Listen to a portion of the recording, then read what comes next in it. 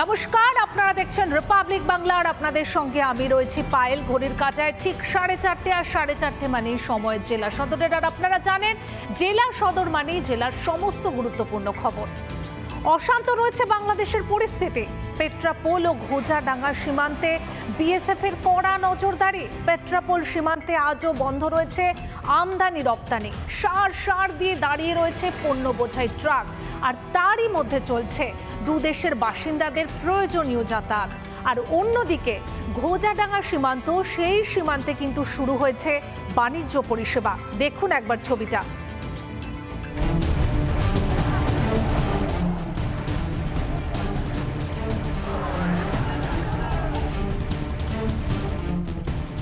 সকাল থেকে শুনশান ছিল অবস্থা। এই মুহূর্তে কিন্তু এই গেট খোলা হয়েছে এবং বিএসএফরা তারা কড়া নিরাপত্তার মধ্যে গোটা এলাকাকে ঘিরে রেখেছে।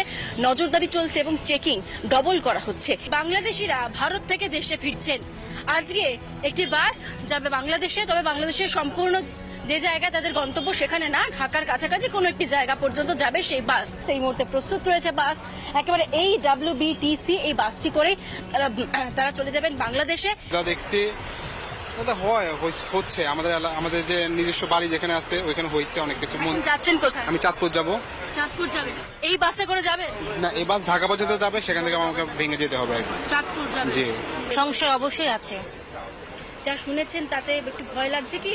অবশ্যই, এরকম তো হওয়ার কথা ছিল না, কিন্তু পরিস্থিতিটা ঘোলাটে হয়ে গেল। ভয় হয়তো অবশ্যই কম বেশি থাকবে। কি হতে চলেছে বা কি হবে।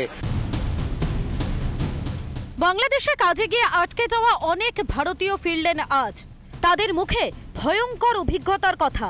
পরিস্থিতি খুবই খারাপ দেখলাম রাস্তাঘাটে, তারপরে বিশেষ করে গুলি চলছে, আগুন চালিয়ে দিচ্ছে। আমরা দেখছি তো, ছাদ থেকে দেখছি। কোনো প্রশাসন বলে কিছু দেখলাম না। কোনো পুলিশ আর্মি দাঁড়িয়ে দাঁড়িয়ে দেখছে। লুটপাট হচ্ছে, ভাঙচুর হচ্ছে। আমদানি রপ্তানি বন্ধ থাকার কারণে পেট্রাপোলে দাঁড়িয়ে রয়েছে সারি সারি ট্রাক। পেট্রাপোল সীমান্তেই একাধিক মাছের গাড়ি রয়েছে, যে সমস্ত গাড়িগুলো ইতিমধ্যেই আমাদের রাজ্যের বিভিন্ন প্রান্ত থেকে মাছগুলো এসছে বাংলাদেশের উদ্দেশ্যে যাবে বলে 3 দিন ধরে একাধিক গাড়ি পড়ে রয়েছে, মাছ পড়ে রয়েছে। স্থানীয় যে লোকাল বাজার রয়েছে, লোকাল মার্কেট রয়েছে, সেখানে নিয়ে যাওয়ার চেষ্টা করা হচ্ছে। এই মুহূর্তে এই মাছটা নিয়ে কি করবো আমরা নিজেরাও বুঝতে পারছি না। মাছ কি এখন দেশের মধ্যেই বিভিন্ন বাজারে পাঠাচ্ছে? এখন বর্তমানে এটাই করতে হবে, কারণ আমাদের তো প্রচুর টাকার মাছ। এটা কত টাকা মাছ? নিয়ে করে 3 লাখ টাকার মতন মাছ আছে। আমরা এই মুহূর্তে রয়েছি ঘোজাডাঙ্গা চেকপোস্টে। সেই চেকপোস্টে কিন্তু একদম পুরো সকাল থেকে যত বেলা গড়াচ্ছে তত কিন্তু তৎপর হয়ে উঠছে সীমান্তরক্ষী বাহিনীর জওয়ানরা। পণ্যবাহী যে সমস্ত ট্রাক ভারত থেকে কিন্তু বাংলাদেশে উদ্দেশ্যে রওনা দেওয়ার উদ্দেশ্যে তারা কিন্তু দাঁড়িয়ে আছে। বিভিন্ন ধরনের কাঁচা মাল, আদা, পেঁয়াজ, রসুন, টমেটো সহ বিভিন্ন ধরনের কাঁচা মালের সেই পণ্যবাহী ট্রাক। ঘোজাডাঙ্গা সীমান্ত দিয়ে চলছে দু দেশের জরুরি যাত্রী পারাপার। চিকিৎসা করাতে অনেক বাংলাদেশি আসছেন ভারতে। রিপাবলিক বাংলা। বাংলাদেশে অস্থির পরিস্থিতি, ভাঙচুর, হানাহানি এখনো বন্ধ হয়নি। পদ্মাপাড়ে দেশের এই ভয়াবহতার প্রভাব যাতে এই দেশে না পড়ে তৎপর বিএসএফ।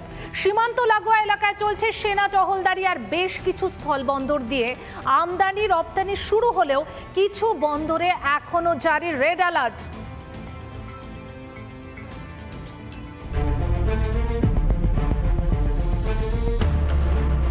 হিংসার আগুনে উত্তপ্ত বাংলাদেশ। দিকে দিকে জ্বলছে আগুন, চলছে ধ্বংসলীলা। এমন পরিস্থিতিতে বিভিন্ন সীমান্তে বাড়ানো হয়েছে নিরাপত্তা। বাদ যায়নি চ্যাংরাবান্ধা সীমান্ত। এই সীমান্ত দিয়ে এদিন ফিরেছে বাংলাদেশের আটকে থাকা একের পর এক ট্রাক। অতিরিক্ত বিএসএফ জওয়ান মোতায়েন করা হয়। ড্রোন দিয়ে নজরদারি চলছে night vision camera. Changrabandha immigration checkpost, সেই চেকপোস্টে কিন্তু 3-4 দিন ধরে আটকে থাকা ভারতীয় ট্রাকগুলি যেগুলো বাংলাদেশে আটকে ছিল তারা ধীরে ধীরে ফিরতে শুরু করেছে। বাংলাদেশের ছেলের কাছে গিয়েছিলেন শিলিগুড়ির 70 বছরের সুরেশ মহন্ত। ছেলে আওয়ামী লীগ করত। আতঙ্কে ছেলের জন্য দুশ্চিন্তা নিয়েই দেশে ফিরতে হলো তাকে। আমি রয়েছি চ্যাংরাবান্ধা ইমিগ্রেশন চেকপোস্টে, আর সেখানে এসে পৌঁছলেন ভারতীয় নাগরিক। তার বাড়ি নকশালবাড়ি এলাকায়। তিনি তার ছেলে থাকেন সেই সৈয়দপুর। সেখানে ঘুরতে গিয়েছিলেন 1 মাসের জন্য, কিন্তু ভয়ঙ্কর অবস্থার স্মৃতি নিয়ে ফিরে এলেন তার আগে। আওয়ামী লীগ ছেলেরা করে, বাড়িতে থাকতে পারি না, সারা রাত্রে ঘুম পাতে পারি না, আজকে আমি চলে আসলাম। সব পার্টি আসিয়ে ভাঙচুর করতেছে, গরু ছাগল রাহা আছে, হয়তো অমানুষিক অত্যাচার, ডাঙ্গা মার কাটা ছাটা এরকম চলতেছে, ভয়ে তারা বাইরে বাড়ছে। আপনার ছেলের বাড়িও কি ভেঙেছে? হ্যাঁ, ভেঙে নেই, এখন আক্রমণ করেনি, আশপাশ করেছে। দক্ষিণ দিনাজপুরের হিলি সীমান্ত দিয়ে শুরু হয়েছে পণ্য আমদানি রফতানি। এই বন্দর দিয়ে বাংলাদেশ থেকে ভোজ্য তেল এসেছে ভারতে। একই সঙ্গে সকাল থেকে এই স্থলবন্দরে দেখা যায় যাত্রীদের ভিড়। সকালে দেখলাম হিলি স্থলবন্দর দিয়ে ভারত থেকে যে সমস্ত পণ্যবাহী ট্রাক বাংলাদেশে গেছিল সেই সমস্ত ট্রাক কিন্তু ফিরে আসলো ভারতে। তাদের নিজের দেশে যেতে চাইছেন, কি পরিস্থিতিতে রয়েছে দেশ এমনটা তারা কিন্তু উদ্বিগ্ন রয়েছে, বাড়ির পরিবার রয়েছে, তাই দ্রুততার সঙ্গে বাংলাদেশে ফিরে যেতে চাইছেন বাংলাদেশিরা। এখন বর্তমানে একটু ভালো অবস্থা আছে। কয়েকদিন ধরে কিরকম পরিস্থিতি ছিল? কয়েকদিন ধরে খুব খারাপ অবস্থা ছিল। আপনারা তো ওখানকারই বাসিন্দা? হ্যাঁ, আমি ওখানে ঢাকাতে কয়েকদিন মারামারির ভিতরে পড়ছিলাম, শুভতেই অনেকের বাড়িঘর ভাঙচুরে। কবে পরিস্থিতি স্বাভাবিক হবে, কবে স্বাভাবিক হবে আমদানি রপ্তানি, সেই আশায় দিন গুনছেন ব্যবসায়ী সহ সীমান্ত এলাকার বাসিন্দারা। কিংশুক দত্ত ও রিপন ভৌমিকের রিপোর্ট, রিপাবলিক বাংলা। অর্থাৎ বুঝতেই পারছেন অগ্নিগর্ভ বাংলাদেশের পরিস্থিতির কথা মাথায় রেখে ভারত বাংলাদেশ সীমান্তে চলছে বিশেষ নজরদারি। বাদ নেই কিন্তু মালদা, নদিয়া, মুর্শিদাবাদের ভারত বাংলাদেশ সীমান্তে যে সমস্ত এলাকাগুলো রয়েছে সেই এলাকাগুলো, কারণ সেখানেও জারি হয়েছে হাই অ্যালার্ট। সীমান্ত এলাকায় লাগাতার টহল বিএসএফ এর তরফে। দেখুন,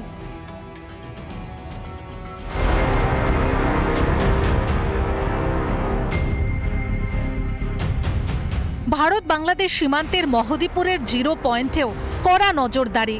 দুই দেশের ব্যবসায়ী সংগঠনের প্রতিনিধিদের নিয়ে আলোচনার পর শুরু হয়েছে আমদানি রপ্তানি। আটকে থাকা পণ্যবাহী গাড়িগুলিও একে একে ফিরতে শুরু করেছে ভারতে।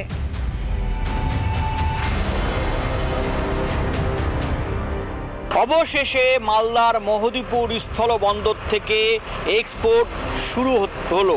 রীতিমতো সেই ছবি দেখছি, রীতিমতো পেঁয়াজের গাড়ি, ভারতের যে পেঁয়াজের গাড়ি ছিল সেই পেঁয়াজের গাড়ি লোড অবস্থায় ইতিমধ্যেই বাংলাদেশে এই মহদীপুর স্থলবন্দর থেকে বাংলাদেশের দিকে অর্থাৎ পানামা বন্দরের দিকে প্রবেশ করবে। 130খানা মতো গাড়ি পড়ে আছে, কেন আসছে না সেগুলো, কোনো সমস্যা কিনা। ওনারা বললেন যে আধ ঘন্টার মধ্যে 20-25 মিনিটের মধ্যে ওনারা গাড়ি ফেরত হাতে শুরু করছেন। আমরাও এদিক থেকে আমরা ততক্ষণে পেপার ওয়ার্ক স্টার্ট করছি। পেপার ওয়ার্ক কমপ্লিট করতে 15-20 মিনিট লাগবে, আমরা এদিক থেকে গাড়ি পাঠানো শুরু করবো। কি আমদানি রপ্তানি শুরু হচ্ছে? হ্যাঁ, ধরে নিতে পারেন শুরু হচ্ছে, আধ ঘন্টার মধ্যে গাড়ি চলাচল শুরু হবে।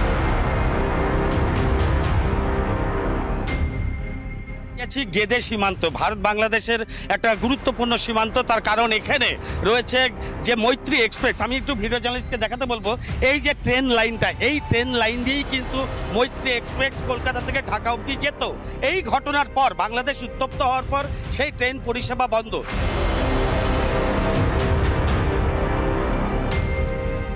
অশান্ত প্রতিবেশী দেশ, অনুপ্রবেশ রুখতে নদিয়ার সীমান্তবর্তী এলাকায় কড়া নজরদারি চালাচ্ছে বিএসএফ। স্থানীয় জনপ্রতিনিধিদের সঙ্গে গেদে সীমান্তে বৈঠক করেন বিএসএফ আধিকারিকরা। গেদে 32 নম্বর ব্যাটালিয়নের উদ্যোগে সীমান্তরক্ষী বাহিনীর সঙ্গে বৈঠক হয় স্থানীয় পঞ্চায়েত প্রধান সদস্যদের। जितने भी हैं सीमांचल में रहने वाले उन सबको बुलाया, उनको परिस्थिति से अवगत कराया और उनकी जो अपनी जिम्मेवारियां हैं उससे उनको थोड़ा सा अवगत कराया। हम उनके साथ हमेशा साथ हैं, लेकिन जब तक उनका पूरी तरह से सहयोग हमें नहीं मिलेगा সীমা ক্ষেত্র हमेशा अच्छी तरह से शांत नहीं रह सकता। সাহেব এখানে সবাইকে, সব পঞ্চায়েতের মেম্বারদেরকে এখানে উপস্থিত থাকতে থেকে বলেছে যে প্রত্যেকটা মন্দির, গ্রাম, মসজিদ মাইকে সব সতর্ক করে দিতে বলেছে। আর অতি শীঘ্রই কোনো যত পার্ট আছে সব তাড়াতাড়ি সেইগুলো 2-3 দিনের মধ্যে কাটতে বলল। মুর্শিদাবাদের রঘুনাথগঞ্জের ভারত বাংলাদেশ সীমান্ত এলাকা জুড়ে কড়া নজরদারি বিএসএফ এর। সচিত্র পরিচয়পত্র দেখার পরেই মিলছে পদ্মা নদীর চরে যাওয়ার অনুমতি। লাগাতার টহল দিচ্ছে বিএসএফ। নদীপথ থেকে স্থলপথ, বিএসএফ এর কড়া নজরদারি ভারত বাংলাদেশ সীমান্তে। বাংলাদেশের অশান্তির আঁচ যাতে কোনোভাবেই ভারতে না পড়ে তার জন্য সদা তৎপর সীমান্তের জওয়ানরা। রিপাবলিক বাংলা। পদ্মাপাড়ের দেশে আতঙ্ক, গোটা দেশ জুড়ে অস্থিরতা।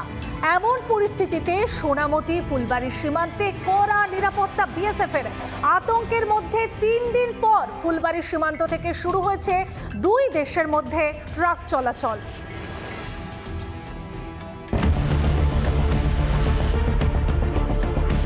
চলছে বাংলাদেশ, চলছে লুটপাট ভাঙচুর। সোনামতি ফুলবাড়ি সহ একাধিক সীমান্তে চলছে বিএসএফ এর তৎপরতা। উত্তর দিনাজপুরের ভারত বাংলাদেশ সীমান্তবর্তী সোনামতি বর্ডার এলাকায় হাই অ্যালার্ট জারি করা হয়েছে। বর্ডারের আশেপাশে কাউকে ঘেঁষতে দেওয়া হচ্ছে না। তো যারা চা শ্রমিক রীতিমতো ওই পারে যায়, যারা চা বাগান তার সাথে দাদা এই দুদিন থেকে কি অবস্থা? আমি পরশুদিন দেখে এটা ঘটনা, তারপরে কালকে শুনছি ওইদিকে পিটাপিটি হয়ে হাল্লা হয়েছে। লোকজন চলে আসছে, হ্যাঁ লোকজন বোটারে আসে 2-4টা, মানে এদিকে বোটারের পাশে পাশে থাকছে। তারপরে আমি ইন্ডিয়া থেকে দেখছি মোটামুটি ভালোই মানুষ দেখছি, কমসে কম 40 থেকে 45 জন মানুষ দেখছি, মানে দাঁড়ায় ছিল ওখানে। হ্যাঁ ওইদিকে যারা দাঁড়িয়েছিল কারা দাদা? ওরা বাংলাদেশের লোক। ফুলবাড়ি ভারত বাংলাদেশ সীমান্তবর্তী গ্রামগুলিতে বাড়তি নজরদারি চালাচ্ছে বিএসএফ। জায়গায় জায়গায় চলছে বিএসএফ এর টহলদারি। সংলগ্ন যে গ্রামের বাসিন্দারা রয়েছে তাদের সাথে কিন্তু বিএসএফ কথা বলেছেন, একাধিক মিটিং হয়েছে, তাদেরকে সতর্ক থাকতে বলা হয়েছে। বর্ডার সংলগ্ন এলাকাতে অপরিচিত কোনো মুখ দেখলেই সঙ্গে সঙ্গে যাতে বিএসএফকে খবর দেওয়া হয় এমন নির্দেশ দিয়েছে বিএসএফ। আপনারা আতঙ্কে রয়েছেন? আতঙ্কে তো হইতে হবে, কী করবো, বর্ডারের কাছে না বাড়ি। বিএসএফের কি নজরদারি বেড়েছে? হ্যাঁ, পুরো বেড়েছে। কি কাজ করছে বিএসএফ? বিএসএফ এখন টহল দিচ্ছে, রাত্রিবেলা পুরো টহল দিচ্ছে। এদিকে 3 দিন পর আজ থেকে ফুলবাড়ি সীমান্ত দিয়ে ভারত বাংলাদেশের মধ্যে পণ্যবাহী ট্রাক চলাচল শুরু হয়েছে। আমার পেছনে সারিবদ্ধ হয়ে ট্রাক দাঁড়িয়ে রয়েছে। এই ট্রাকগুলি ইমিগ্রেশন পর্ব মেটানোর পরে বিএসএফের কড়া চেকিংয়ের পরে কিন্তু ইতিমধ্যে বাংলাদেশ বর্ডারে দিয়ে বাংলাদেশে প্রবেশ করছে। শুধুমাত্রই ভুটানের ট্রাক বাংলাদেশে যাচ্ছে। আগামীকাল থেকে এই বর্ডার দিয়ে কিন্তু ভারতীয় ট্রাক দিয়ে পণ্য পরিবহন পুনরায় চালু হতে চলেছে। গত 3 দিন আগে আমাদের নোটিশ এসেছিল যে 3 দিন কোনো রকম ওনাদের সরকারি কার্যকলাপ হবে না। সেক্ষেত্রে এই 3 দিন বাংলাদেশ বন্ধ ছিল। আজকে আমরা কালকে রাতে যোগাযোগ করি ওনাদের সাথে, ওনারা বললো ওনাদের ব্যাংক ট্যাঙ্ক গতকালই খুলে গিয়েছিল, তাই আমরা আজকে থেকে মাল পাঠাতে পারি। বাংলাদেশের অশান্তির প্রভাব যাতে কোনোভাবেই এদেশে না পড়তে পারে তার জন্য বিএসএফ এর তরফে কড়া নজরদারি চালানো হচ্ছে। রিপাবলিক বাংলা। চলুন এবার একটু কোচবিহারের নিরাপত্তার দিকটা আপনাদের সামনে একটু তুলে ধরি, কারণ কোচবিহারের মেখলিগঞ্জের অত্যন্ত গুরুত্বপূর্ণ একটি জায়গার নাম 3 বিঘা করিডর। এই 3 বিঘা করিডরের দুদিকে রয়েছে বাংলাদেশ এবং মাঝখানে ভারতবর্ষ। আর এই ভারতবর্ষের ভূখণ্ড দিয়েই বাংলাদেশের এক গ্রাম থেকে আরেক গ্রামে যাতায়াত করে বাংলাদেশের নাগরিকেরা। মূলত এই জায়গাটি 3 বিঘা জমির ওপর রয়েছে বলেই এর নাম 3 বিঘা করিডর। এই 3 বিঘা করিডরেও বাড়ল বিএসএফ এর নিরাপত্তা। নামানো হলো মহিলা ব্রিগেডকে। উত্তপ্ত বাংলাদেশের পরিস্থিতি, 3 বিঘা করিডরে বাড়ল নিরাপত্তা এবং নিরাপত্তা বাড়ালো বিএসএফ। এই মুহূর্তে আমি রয়েছি কোচবিহারের 3 বিঘা করিডোর, যার নাম হয়তোবা সারা ভারতবর্ষ জানে।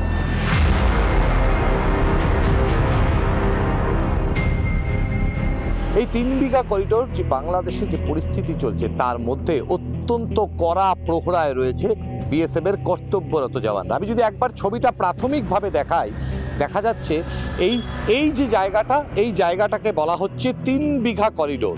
ঠিক এর বাদিকে আমি একটু দেখানোর চেষ্টা করব, এর বাদিকে রয়েছে দহগ্রাম, যা বাংলাদেশের মূল ভূখণ্ড। দহগ্রাম, এই যে দেখা যাচ্ছে যিনি বাইক আরোহী আসছেন তিনি বাংলাদেশ থেকে আসছেন।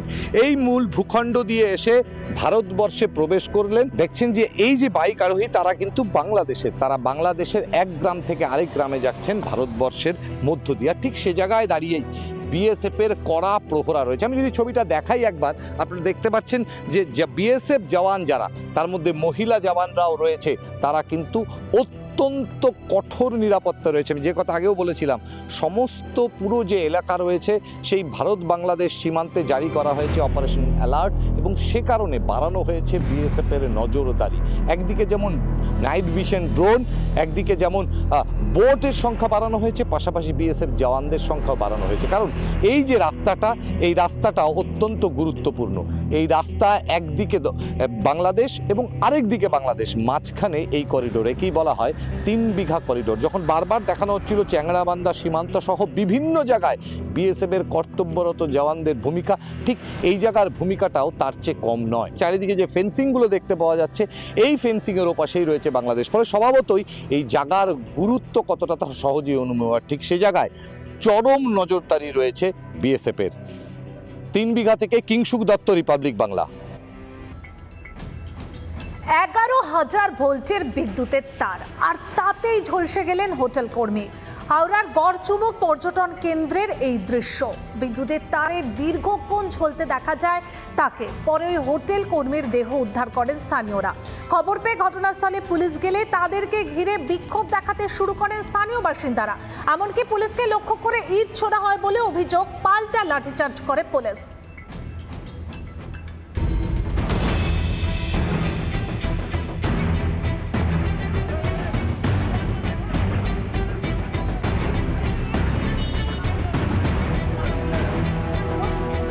বিদ্যুৎস্পৃষ্ট হয়ে হোটেল কর্মীর মৃত্যু। হাওড়ার গড়চুমুকে তুমুল উত্তেজনা, পুলিশকে লক্ষ্য করে ইট, পাল্টা লাঠিচার্জ পুলিশের। হাই ভোল্টেজ তার লাগোয়া হোটেল। আজ সকালে হোটেলের কর্মচারী কাজ করার সময় 11,000 ভোল্টের তারে বিদ্যুৎস্পৃষ্ট হয়ে মৃত্যু হয়। মৃতদেহ উদ্ধার করতে এলে পুলিশকে ঘিরে বিক্ষোভ দেখান এলাকাবাসী। হোটেল ভাঙচুরের চেষ্টা করেন, পাল্টা লাঠিচার্জ করে পুলিশ। আমরা এখানে দোকানেই ছিলাম, পাশের দোকানে বেরিয়ে দেখলাম আওয়াজ হলো, একটা জোরে আওয়াজ হলো। আওয়াজের পরে দেখলাম যে একদম তারে ঝুলে আছে। এখন যাতে আগামী দিনে এইরকম অবস্থা আর কোথাও না হয়, সেইভাবে অবৈধ নির্মাণগুলো বন্ধ করা দরকার। স্থানীয়দের অভিযোগ, গড়চুমুকে এই হোটেল অবৈধভাবে নির্মাণ করা হয়েছে। সেই হোটেলেই কর্মীর মৃত্যু। একটা ছোট ঘুমটি মিষ্টি দোকান ছিল, তো এটা কি পারমিশন কি করে হতে পারে? আমরা যদি একটা পাড়া গাঁয়েতে যদি আমি একতলা বাড়ি করতে যাই, যদি একটা লাইন থাকে, আমাদের পারমিশন দেয় না। এত বড় হোটেল একটা তৈরি হয়ে গেলে কি করে পারমিশন পেতে পারে? আবার 11,000 ভোল্টেজে কি করে হতে পারে? এটা আনলিগেল একদম। এর দ্বারা আমরা তো অ্যাকশন নিতে চাচ্ছি। এলাকায় অবৈধ নির্মাণগুলির বিরুদ্ধে ব্যবস্থার দাবি তোলেন স্থানীয়রা। চলে তুমুল বিক্ষোভ।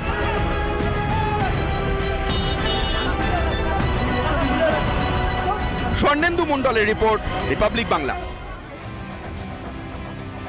পূর্ব মেদিনীপুরের ময়নায় এনআইএর তদন্তকারী দল বিজেপির বুথ সভাপতি বিজয় কৃষ্ণ ভূঁইয়াকে খুনের ঘটনার তদন্তে এনআইএ। কলকাতা হাইকোর্টের নির্দেশের ভিত্তিতে শুরু হলো তদন্ত। এদিন তদন্তকারীরা জিজ্ঞাসাবাদ করেন বিজয় কৃষ্ণের পরিবারের লোকজনকে। জিজ্ঞাসাবাদ করা হয় স্থানীয়দেরও। অন্যদিকে তারা খুনের ঘটনার পুনর্নির্মাণও করবেন বলে জানা গেছে। 4 সদস্যের তদন্তকারী দল শুরু করেছে তদন্ত।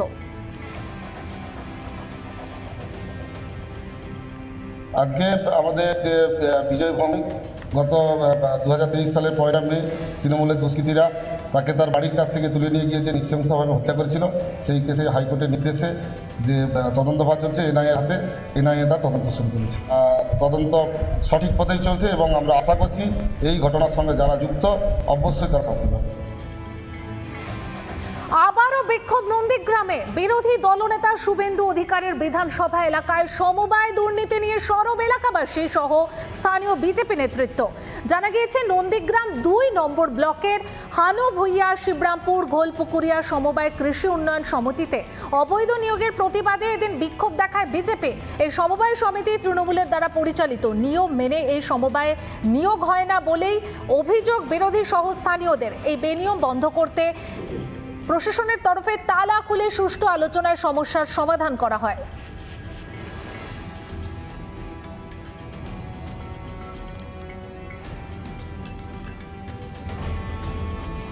বিক্ষোভের ছবি দেখা যাচ্ছে নন্দীগ্রামে। বিরোধী দলনেতা শুভেন্দু অধিকারীর বিধানসভা এলাকায় সমবায় দুর্নীতি নিয়ে সরব হয়েছেন এলাকাবাসীরা এবং তার পাশাপাশি সরব স্থানীয় বিজেপি নেতৃত্ব।